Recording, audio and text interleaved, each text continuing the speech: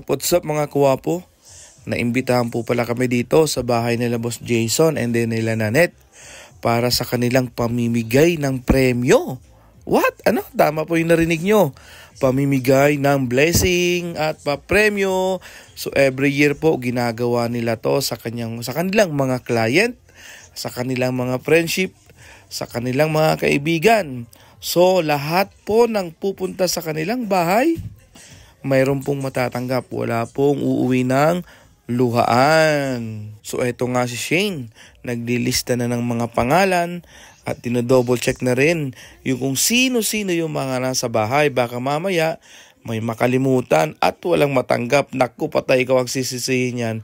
At eto pa nga, nakikita nyo naman, nilalagay na ni Nanette and then ni Kat yung kanilang mga ipaparapol, di ba? At ako naman, tumulong na rin maggupit. Pero sabi ko, dalawa kaya pangalan ilagay ko dito. De, joke lang po. So, syempre, dapat fair lang tayo. At habang nag-aantay, mag-umpisa, sabi nila, kain muna daw para busog. Ayan, ang dami-daming pagkain. Talagang, yung pagkain, napakasarap.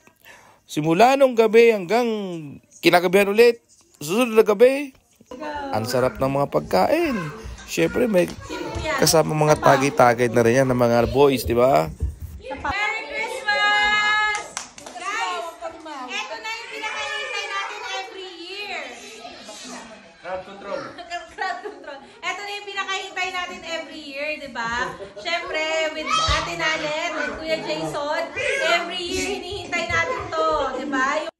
Inumpisahan na nga namin tong tagay-tagay na to. But papatagalin pa ba yan? Siyempre hindi na. Ha? Ayan, ang sarap sa lalamunan. Kaya napaos ako. At eto nga, binunot na ang pinakaunang mananalo sa lahat ng mga nasa bahay. Sinong end ito?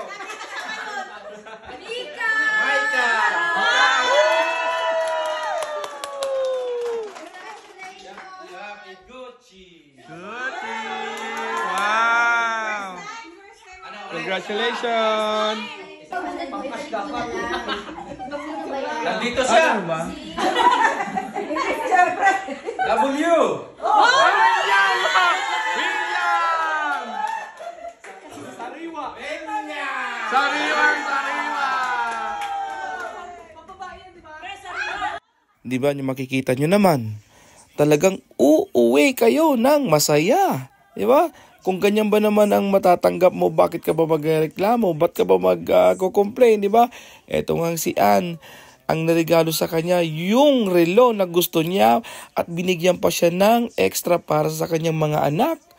Wow, talagang hindi lang para sa kanya, inisip din ni Nanette at ni Boss Jason na bigyan din yung mga anak ni Ann. At eto naman si Kat, napakaswerte. Binigyan ni Nanette ng cash at binigyan pa rin ng Dyson, yung pangbuhok ba sa mga babae? Alam niyo yun? Hindi ko kasi alam ang tawag doon eh. So, priorities ba? Priorities. Okay. So, ano yung masabi?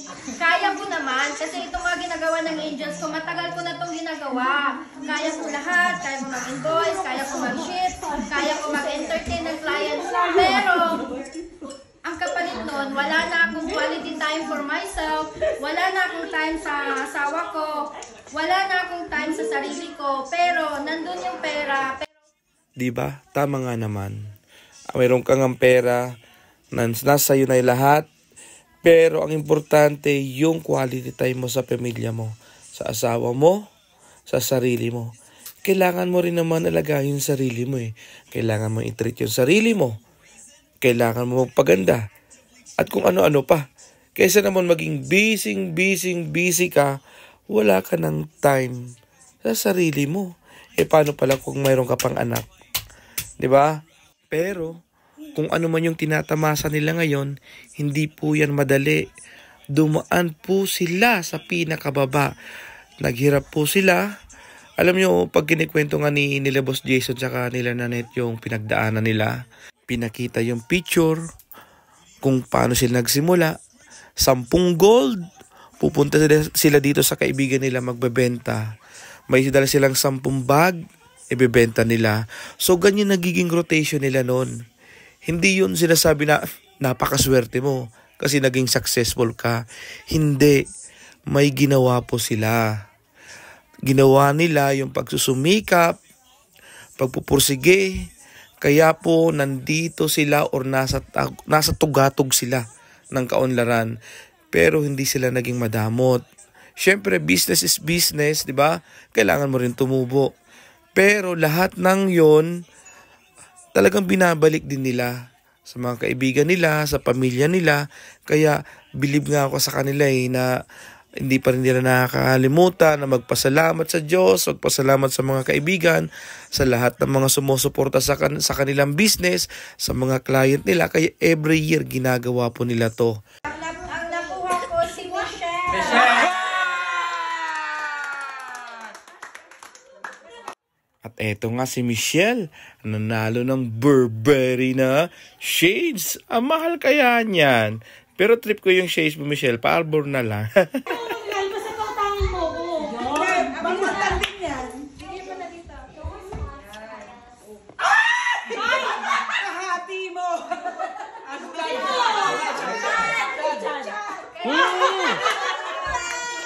Tama. Chad, wapo nga pala. Chad, Thank wapo. you. Ilan na lang? Uy, si Kuya, nagkakamay kayo. 2, 3, Outfit check. Outfit check. Beauty. Merry Christmas yan. Merry Christmas. Thank you. Thank you. Thank you very much. So dito naman po sa ano? Oy, 150. Oy, 150. Oy, 150. Bawal yung sila. Dito. Balenciaga. Emma Rodrigo! Teka lang, this one po, yung client namin ito, si Madam Emma Rodrigo. Nanalo po kayo ng Dyson!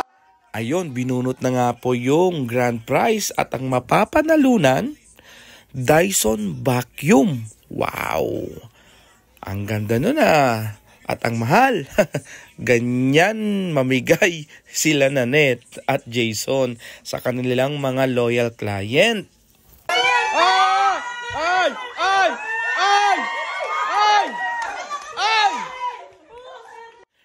At ang grand prize din sa mga bisita nila Nanette at din sila Jason ay yung isa pang vacuum na Dyson. Aba, napakaswerte naman ito ni Edna. Aba naman, talagang nabunot yung pangalan mo. Sino ba ang hindi dyan? Dyson Vacuum. At ikaw na talaga, Edna, ang nanalo. Ikaw na ang star of the night. Sige, sa'yo na yung vacuum. Anyways, congratulations sa lahat ng mga nanalo. Walang umuwing luhaan. Di ba? Pasalamat tayo sa kanila kasi nag-share sila ng blessing sa atin at naimbitahan nila tayong pumunta sa kanilang bahay. Yun pa lang, yung pag-imbita pa lang nila, panalo na tayo. At 4 a.m. na message ko siya, ate, willing ako magpunta dyan. Naalala ko pa yung message din. Tapos yun, sa pagpunta pa lang dito, hanggat nandito na ako, malaking tulong na yun para Kasi sa akin. meron kasi kami family group sa Facebook. Nag-message ako sa mga pamangkin ko na ma-experience niya yung hindi niya na-experience sa Pinas. Oy, 24 At si Dave nga. Oo nga pala, kung hindi nyo po kilala si Dave, pamangkin siya ni Nanette. Siya po yung tumutulong sa kanilang business din at nag-aaral dito sa Canada. So bilang pasasalamat, syempre, family first, di ba? At napakaangas, Dave. Outfit check naman yan. Outfit check. Outfit check. Ilang grams yan? 25 grams? 24 grams? Ang kapal. Outfit checks. So paano yan mga kawapo? Hanggang dito na po muna. Merry Christmas again. Thank you very much sa lahat ng mga followers, sa lahat ng mga likers. Sa mabuhay kayo lahat. Keep safe. And then please share and like always. Thank you.